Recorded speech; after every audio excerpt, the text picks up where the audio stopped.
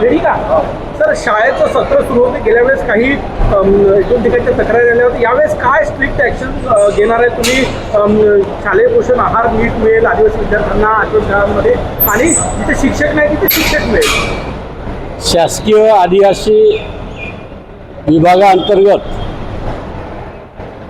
शासकीय आश्रमशाळा व अनुदानित आश्रमशाळेमध्ये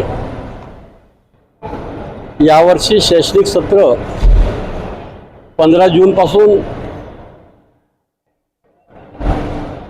ठाणे ATC आणि नाशिक ATC अंतर्गत सुरू होणार आहे.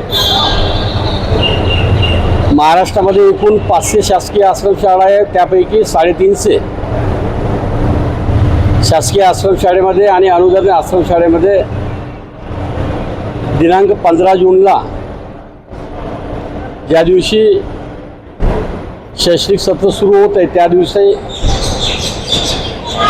आदिवासी आश्रमशाळेमध्ये ज्या ज्या विद्यार्थ्यांनी प्रवेश घेतला त्या विद्यार्थ्यांचा प्रवेश उत्सव आम्ही मोठ्या प्रमाणामध्ये साजरा करत आहे.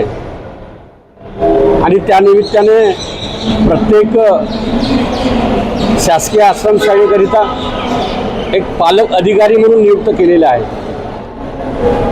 आणि त्या दिवशी सर्व लोकप्रतिनिधींनी उपस्थित राहून शासकीय आश्रमशाळेमध्ये प्रवेश झालेल्या सर्व विद्यार्थ्यांचा सन्मान करावा, स्वागत करावं, त्यांच्या आनंदामध्ये सहभागी व्हावं, अशा प्रकारचं आवाहन मी सर्व लोकप्रतिनिधींना केलेलं आहे.